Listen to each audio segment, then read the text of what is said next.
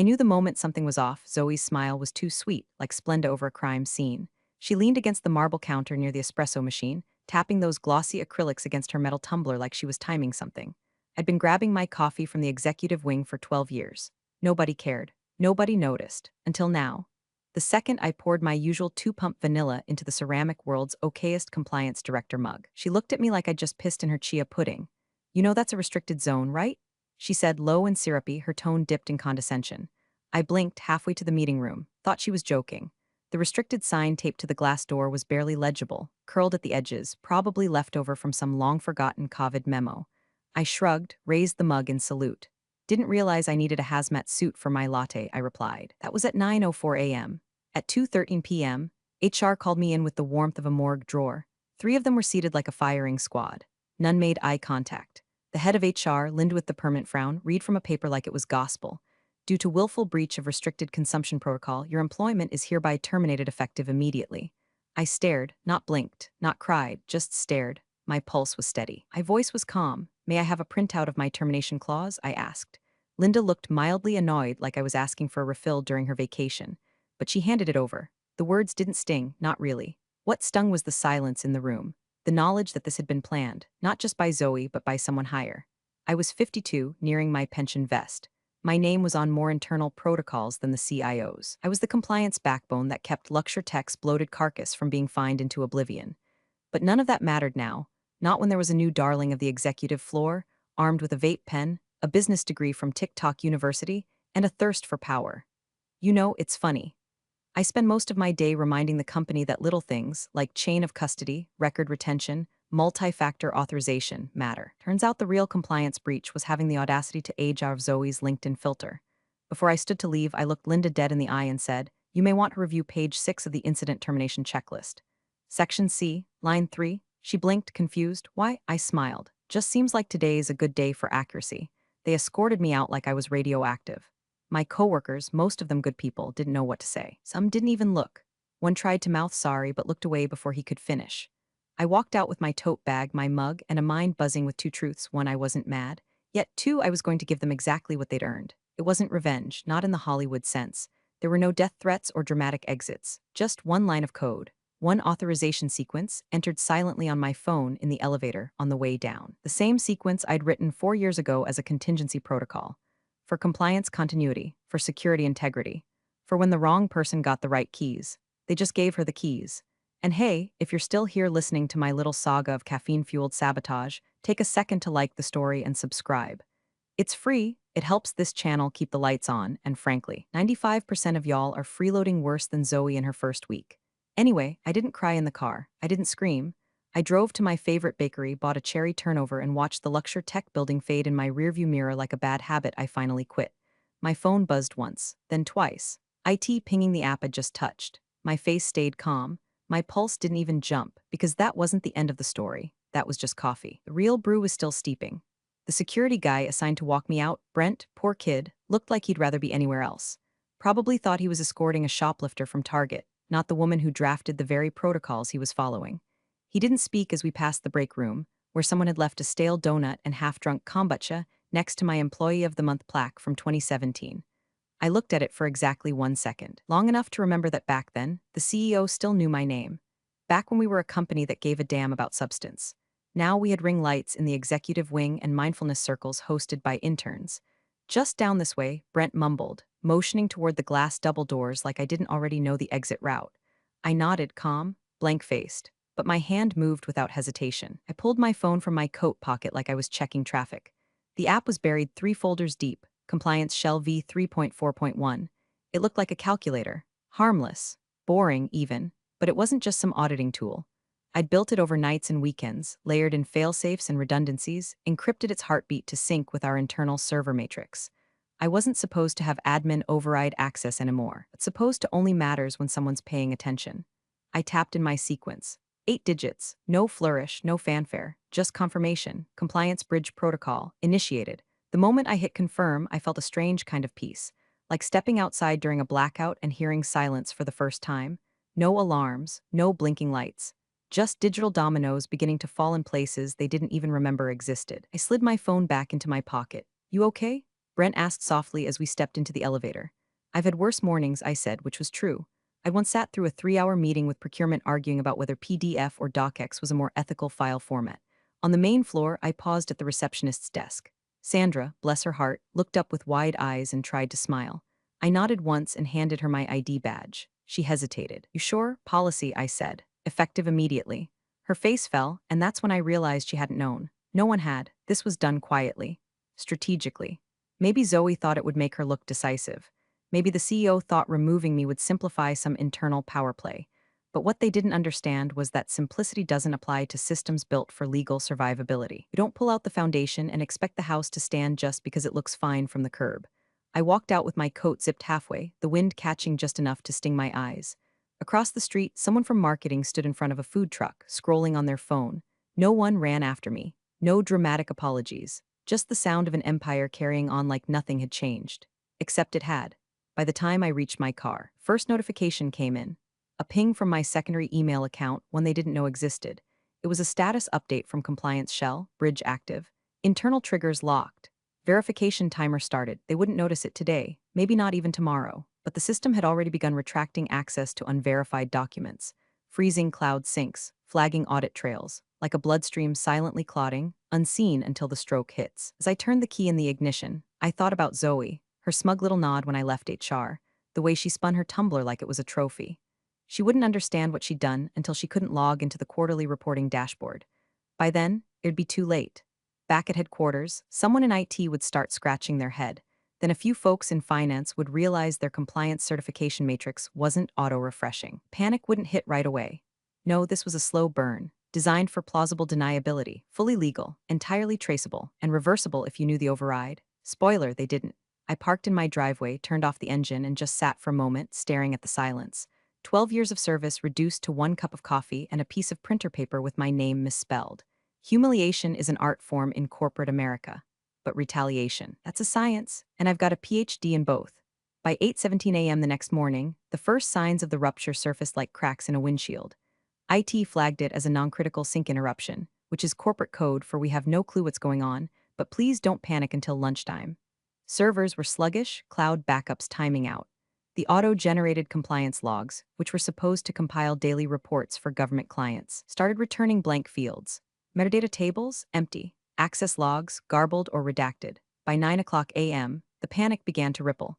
A level 2 escalation ticket hit the infrastructure Slack channel with one word in all caps, unverified. That was the keyword. That one word meant everything in the system, from vendor invoices to federal compliance certifications, was no longer traceable. In legal terms, the data had just been rendered inadmissible. The system had moved into what I'd built years ago as restricted access mode, a contingency buried so deep in protocol documentation that even most of the audit team didn't know it existed. Not unless they'd read footnote 42 on page 389 of the Internal Risk Response Manual. Spoiler alert, no one ever did. I sat cross-legged in my living room, oatmeal half-eaten, watching it all unfold through mirrored systems I wasn't supposed to have anymore. I could have pulled the plug right then, ended the freeze. But that would be like baking a pie and throwing it away before it cooled. What was the point of all those years of redundancy planning, if not to savor the failure of the fools who thought they could replace the person holding it all together? And still, a small part of me hoped. Maybe someone in leadership would remember the protocols. Maybe one of them would open the master continuity binder and see my red pen markings, the flowcharts that looked like spiderwebs, the initials CP, stamped on the bottom of every critical process. I didn't hide what I'd built. I just knew they never cared enough to learn it. At 9:31 a.m., my phone vibrated. Not from anyone important, just a news alert that Luxure Tech's e-invoicing portal had gone down. A vendor had tweeted at Luxure Tech, "Can't log in, getting error 3010 unverified." What's up? The tweet had one like. Mine. Across town, in the corner office with the hanging ferns and overpriced ergonomic chairs, Zoe was probably oblivious. Maybe filming a team-building TikTok about corporate resilience. Meanwhile, Linda from HR was likely in a state of denial, refreshing her dashboard and pretending it was just a Chrome cache issue. I could almost hear her passive-aggressive sighs. The best part, system didn't crash, it didn't explode or leak data. It simply paused, like a butler refusing to serve someone who never learned his name. By 10:07 a.m., the first big one dropped. Auto syncs with the Department of Energy's reporting portal failed. Completely. A 5-year, $40 million contract now at risk because some intern couldn't load an XML schema. The system required verified audit trails for everything touching federal data. Without me, or rather, without the credentials linked to my identity, it couldn't verify a damn thing. And like I designed it to, the system wasn't going to improvise. The official internal alert was concise. Status: system entering restricted access mode. Reason: unverified overrides detected. Last authorized sequence. See Preston, I'd signed that override protocol myself 2 years ago during a routine compliance exercise, buried it under 4 levels of authentication, and masked it as a maintenance function. Because I knew, someday someone would get bold. Someone would think the title compliance director was ornamental. Someone would sip oat milk lattes while undoing a decade of quiet labor and think they'd made the company leaner. They were about to learn what lean looked like when the lifeblood gets cut. I got up and poured myself another coffee. This time in a mug that read the system is the drama. A gift from my old assistant before she got promoted to an ops role in Atlanta. Smart girl. She texted that morning, did you do something? All hell's breaking loose here. I replied with a smile emoji, then deleted it. Better to say nothing for now. Satisfaction bloomed in my chest, but it wasn't joy. Not really. It was surgical, sterile. Like watching a plant you watered for years wilt under someone else's hand and thinking, well, what did you expect when you replaced the gardener with a house cat? They wanted to replace me over coffee. Now they couldn't even print an expense report. And this was just the morning. By 10:42 a.m., the executive floor at Luxure Tech looked like the opening scene of a low-budget disaster movie. People pacing with phones pressed to ears, monitors blinking with red warning icons, some poor intern from finance crying into her ergonomic keyboard. And in the middle of it all, Zoe, her flats clacking across the glass tiles, telling anyone who'd listen that everything was under control. It's just Carolyn being dramatic, she said, probably for the 5th time in as many minutes. She was always territorial. You should have seen how she'd freak out if anyone touched her spreadsheets. Spreadsheets, honey. I didn't build spreadsheets, I built scaffolding. Legal fortresses. Nested protocol chains that could outlast a cyber attack, a merger, and 4 rounds of layoffs. But sure, call them spreadsheets. The CEO, Gregory Lang, a man who'd once told me with a straight face that compliance was a necessary evil, sat at the head of the glass boardroom table with a vein in his forehead throbbing like a metronome. His phone was on speaker. On the line, Franklin Weiss, company's outside legal counsel. We need full access to the internal audit logs, Franklin barked. Send them to me in the next 10 minutes or I start drafting non-compliance exposure language for the board. Gregory waved frantically to the junior legal associate, Monica, who looked like she hadn't blinked since breakfast. Get it to him, he hissed. I can't, she stammered. Everything's locked. The folder structure's there, but the files are encrypted. I tried logging into the compliance portal, but the system says the access chain is broken. Franklin's voice came through the phone again, colder now. What does that mean? It means, Monica said, swallowing hard, Carolyn's account was the verification anchor. Her credentials were the gatekeeper for cascading access. And since she's been, terminated, Franklin groaned. So you terminated the one person whose identity validated half your federal-facing infrastructure. Gregory rubbed his temples. She drank coffee in a restricted area, Frank. It was a violation. Silence. Then Franklin said, good luck explaining that to the SEC if this goes public. In the background, Zoe tried to do damage control. We just need IT to bypass the security. It's probably a matter of resetting the server permissions or whatever. The problem? The CTO, Gavin, was on a silent meditation retreat in Arizona with 0 cell service. He was off-grid by design, his vacation response smugly reminding everyone that true leadership is the ability to step away. The CIO, Meredith, was physically present but might as well have been made of plywood. Meredith's entire relationship with compliance could be summarized by her signature phrase, "Isn't that Carolyn's department?" Now it wasn't. She tried to make sense of the chaos on her own, sifting through auto-generated access logs like a person reading a foreign language in reverse. At one point, she called over a guy from InfoSec and whispered, "Can't we just restore from backup?" He checked the system, squinted, then said, "Backups paused at 3:34 p.m. yesterday. Same minute Carolyn was terminated. System marked all stored data as condition pending review. It's running, but it won't commit to a write cycle until the compliance anchor is authenticated again." Translation: I'd built the system to doubt itself without me. Gregory slammed his palm on the table. So reboot it. The InfoSec guy just stared. Sir, we can't reboot what doesn't trust itself. That's when things started unraveling faster. A client from the Department of Transportation sent a formal inquiry asking why their access credentials weren't working. The marketing team couldn't pull analytics because the system flagged the metrics as unverified extrapolations. Payroll systems pinged HR asking why the employee verification matrix was empty. In every case, the same alert appeared. Compliance anchor undefined. They started pointing fingers like they were in a game of corporate clue. It was Monica in the boardroom with the failure to escalate. No, it was Gavin for going off the grid. It was Carolyn. She sabotaged the system. Even Zoe, suddenly sweating through her pastel blouse, began distancing herself. I mean, Carolyn was really weird about her systems. I always said someone should review her protocols. Protocols she never read. Documents she couldn't even pronounce, let alone explain. From my kitchen table, I watched it unfold through mirrored logs, nothing invasive. Just breadcrumb alerts feeding back through a private status channel I'd set up years ago for emergency redundancy audits. I sipped my tea and watched the chaos bloom like mold in a damp basement. It wasn't just disruption. It was exposure. All those years I'd operated like wallpaper, invisible, expected, quietly keeping the company upright, were suddenly blaring through every error code. My absence wasn't just noticeable. It was radioactive. And the worst part for them? The real system failover hadn't even triggered yet. That came next. By 3:05 p.m., Gregory Lang was in full spin mode. The kind of delusional optimism that only CEOs and bad magicians can muster when their audience starts noticing the wires. The board meeting was already 20 minutes in when he clicked to a slide titled Temporary System Irregularities. The phrase "we're migrating cloud environments" 3 times in the first minute, and tried to plaster a smile across his already slick face. "This is just a hiccup," he insisted, gesturing vaguely at a bar graph that showed a 70% drop in back-end task completion. "We've been meaning to update our audit infrastructure for months." Frankly, this was overdue. The board stared at him like he'd just claimed the Titanic was taking on refreshing amounts of water. "Are we sure?" came a voice from the far end of the table. "This isn't related to Miss Preston's departure?" The question came from Patricia Hellman, former federal compliance officer, current board director, widow of a judge. Her hair was perfect, her nails sharper than truth, and when she spoke, people didn't interrupt, not even Gregory. He blinked. "With respect, Patricia, Carolyn's role was important, yes, but the current issues," she raised a hand. "Stop." Silence fell like a gavel. "I've read the alerts. I've reviewed the escalation logs. This isn't a glitch. A glitch is a line of code failing. What we have here is an entire compliance anchor protocol revoking system-wide authentication across every chain of data custody." Patricia turned to the head of legal. "Did you know we were using a single identity failover system for federal audit validation?" Monica looked like she'd just swallowed a stapler. I wasn't aware of the depth of integration." Patricia arched a brow. "Then what exactly were you aware of?" Gregory jumped in, desperate now.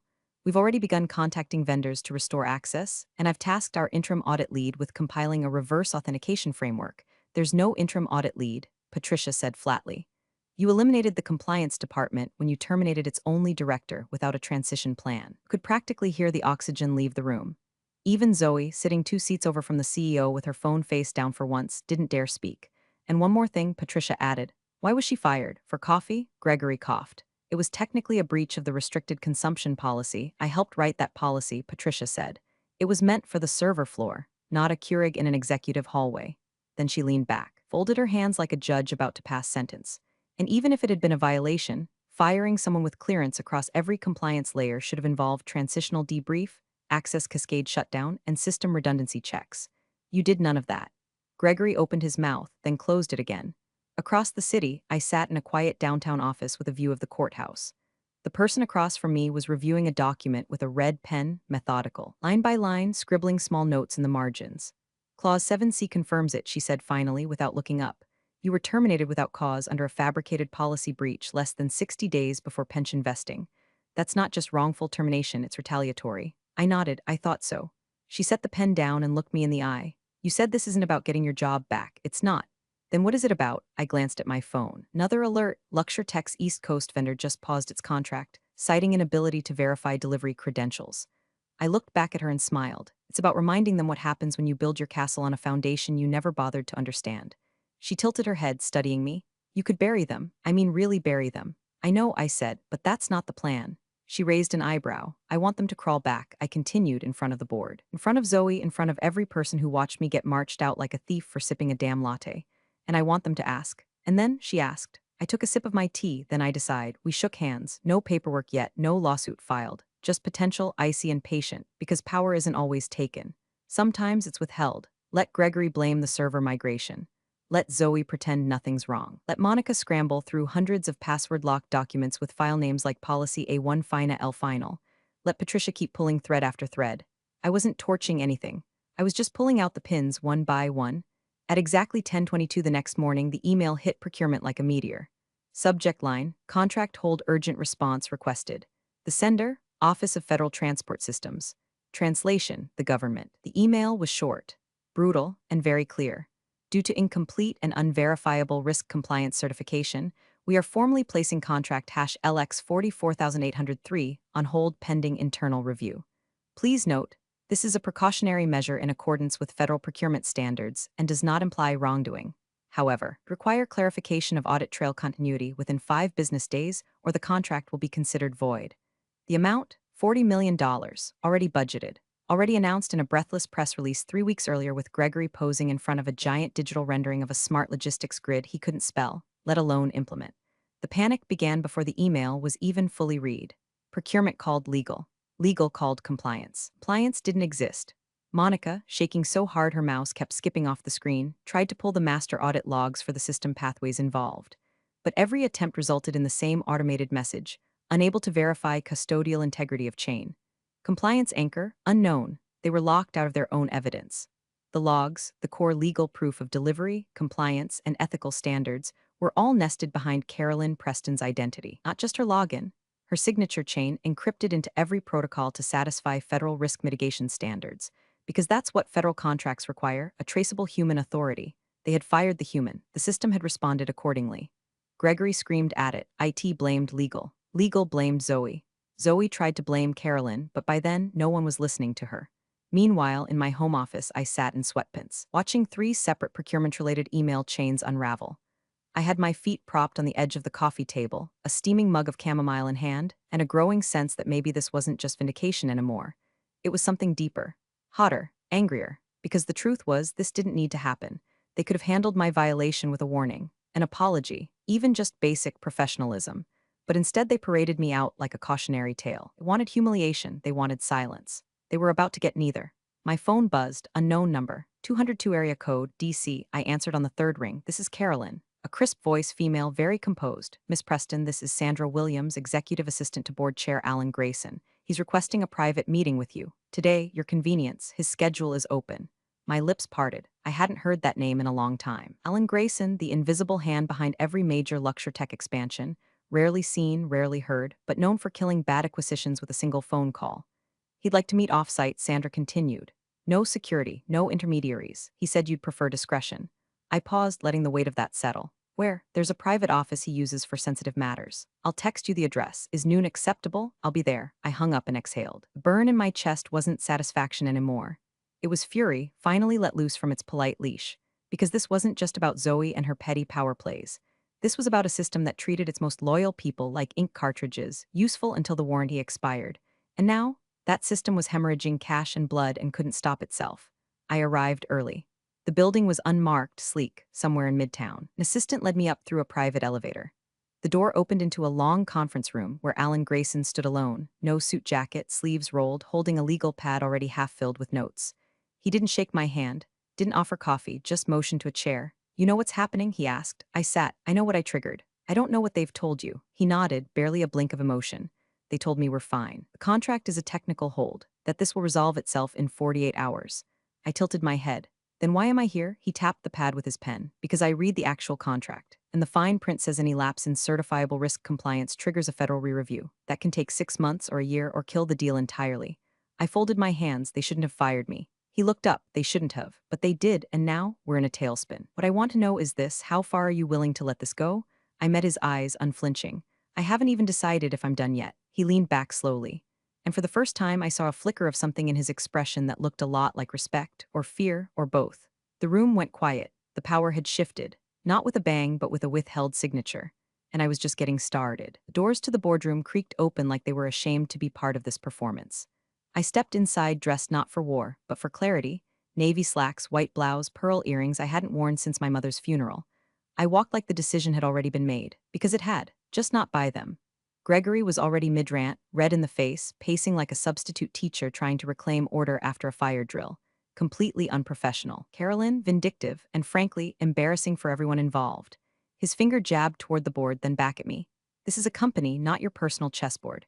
Zoe sat beside him, suddenly quieter than she'd been in her entire adult life, her lips pursed, phone face down for once.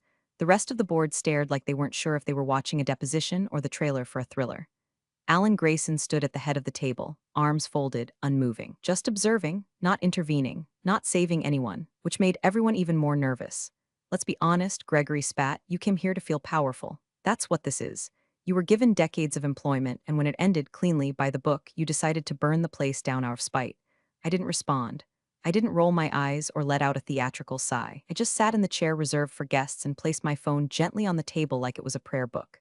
This meeting is a courtesy, Gregory went on.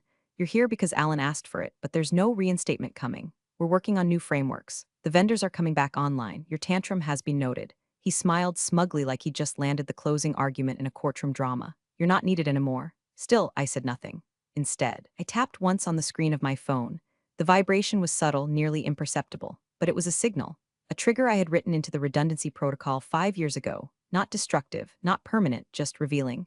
The large monitor behind Gregory flickered once, then again. Zoe noticed first. The screen switched from a bland pie chart of recovery metrics to a new window altogether. The system logs, one by one. A list of internal systems populated across the boardroom's 72-inch smart display. Financial filings, tax documentation, vendor certifications, all of them labeled with 3 bold red letters, unverified. Wait, Gregory said, turning around. What is this? More items appeared. Export licenses, quarterly earnings, audit trails. Then the payroll verification matrix, flagged for missing identity linkage. Then an alert that read, chain of custody interrupted. Anchor, C. Preston status, disavowed. The legal counsel's jaw clenched. Patricia Hellman blinked slowly, leaned forward, and simply said, Jesus Christ. Gregory turned back to me. You can't just hack the system in the middle of a board meeting. I tilted my head, still silent, then gently slid a printed document across the table toward Patricia. She opened it, her brows lifted. It's not a hack, she said aloud. It's a system update, triggered by an anchor failure. Fully documented protocol. Gregory stammered, but we reset her access. No, Patricia corrected. You terminated the access without initiating chain transfer protocol. The system isn't malfunctioning, it's doing exactly what it was designed to do. Which, ironically, Carolyn designed. Alan finally spoke. How long will it stay like this? I looked him square in the eye. Until I reverse the cascade. Or until you rebuild the entire infrastructure from scratch. Ballpark, 9 months. Maybe a year if your CTO ever returns from his goat yoga retreat. Zoe made a soft choking noise. Gregory's voice cracked like brittle plastic. You're doing this out of revenge. That was when I finally spoke. No, I'm doing this because your ignorance was weaponized. You fired me for coffee. You paraded me out like I was a criminal. You wanted to make an example of me. I leaned forward slightly. Well, here's your example. A fresh alert dinged across the monitor. Dot review escalated. Contract in jeopardy. I didn't look at the screen. I looked at Zoe. She couldn't hold my gaze. Gregory turned to Alan, desperate. We can't give in to this. She's blackmailing us. No, Alan said coolly. She's demonstrating the value you flushed down the drain because someone wanted to prove a point. Then he turned to me. Carolyn, what do you want? My fingers drummed the table once, then stopped. I took a breath, and I told them. The silence after I spoke felt like a vacuum had sucked all the oxygen out of the boardroom. You could hear someone's bracelet clink softly as they shifted in their chair. Gregory's mouth was open, mid-rebuttal, but no sound came out. His face, once flushed with righteous fury, had gone waxy and pale. He was still staring at the screen behind him, as if he could will the red unverified warnings into vanishing by sheer denial. Then something else happened. The display flickered once again, this time opening a secondary window. A command line interface, simple, black background, white courier text, appeared in the top left corner. Lines of code began streaming down, system verification failover initiated, node tree integrity suspended. Failsafe protocol CRP72 engaged. The legal counsel, who'd been half watching until now, stood abruptly, stepping toward the screen like a man watching his own trial unfold. He squinted. His lips moved silently as he read the sequence. Then he saw it. The header at the top of the terminal feed, protocol owner, C. Preston override chain authenticated. He turned slowly, eyes wide. Sir, stop. Gregory blinked like he was coming out of anesthesia. What? The lawyer didn't raise his voice. He didn't need to. He's the only one who can reverse this. Gregory took a step back. That's not possible. She doesn't even work here. She wrote the infrastructure, Patricia said, her voice calm and clinical. We let her walk out with the keystone in her pocket. That's when I smiled, just once. No gloating, no villain monologue, just a small curl of the lips that said, you did this to yourselves. Alan Grayson leaned forward, not rushed, not rattled, just decisive. Carolyn, he said evenly, name your terms. Gregory spun toward him. You can't be serious. Alan didn't look at him. I'm not losing this company because you let a 24-year-old TikTok intern pick our compliance targets based on hallway coffee rules. I don't negotiate with hostages, Gregory snapped. Good, I replied, folding my hands, because this isn't a negotiation. Zoe was trying to become invisible in her chair now, her posture shrinking by the second. I cleared my throat and spoke clearly, slowly, for the record. First, Zoe's contract is terminated immediately, with cause, her access revoked by end of day. Zoe flinched. Second, HR leadership, specifically Linda, is placed under third-party audit for protocol abuse. I want full disclosure of every termination handled over the last 5 years. Everyone. Linda, sitting toward the back of the room, went rigid. She opened her mouth to object, and thought better of it. Third, I continued, my role is reinstated but elevated. Title, Chief Ethics Officer. I report directly to the board, not the CEO, not HR. Gregory made a noise like a dying air conditioner. And lastly, I said, my voice cool, Gregory is placed on administrative leave pending full review of retaliatory behavior, including abuse of termination policy, executive overreach, and obstruction of internal protocols. His badge is disabled the minute I confirm the system override. Gregory lunged forward. This is a corporate coup. No, Patricia said almost gently. This is what it looks like when someone with actual integrity decides to clean house.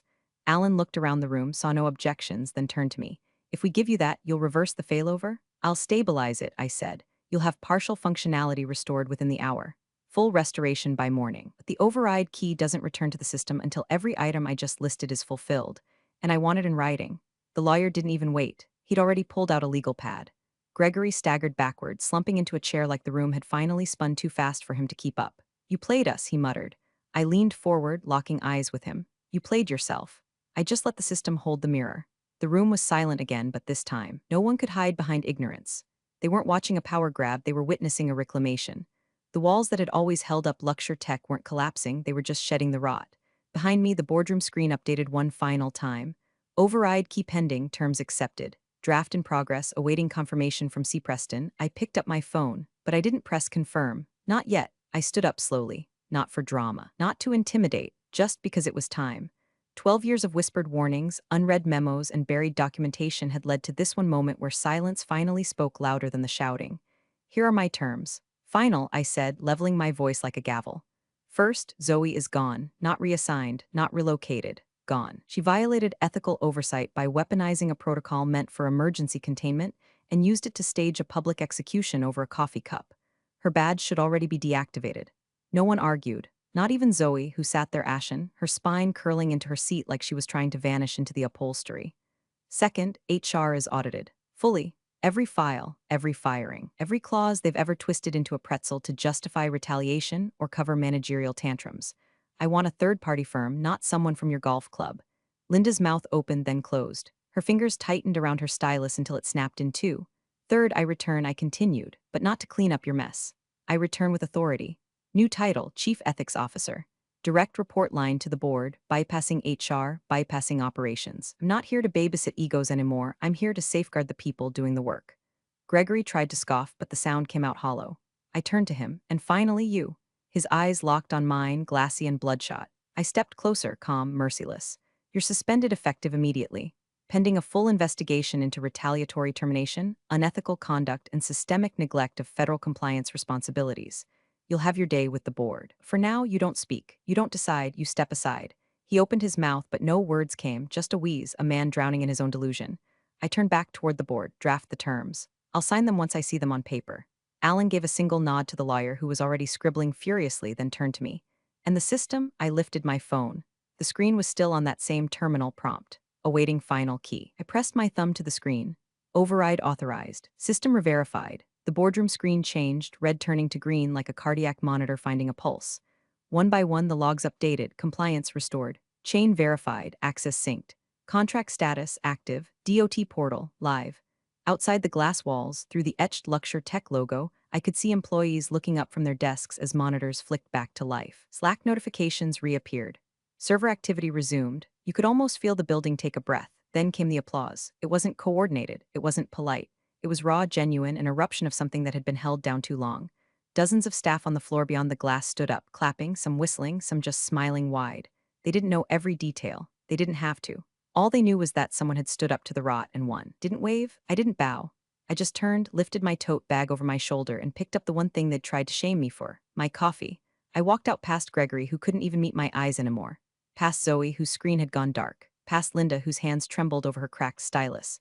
Past the boardroom where too many voices once spoke over mine. And no one, not one soul, dared stop me this time. The mug was warm in my... The system was whole again. And I, finally, wasn't, I was more. Big thanks for watching, you sneaky seniors. Subscribe to keep the coffee pot brewing revenge. Your ex-colleagues won't know what hit 'em.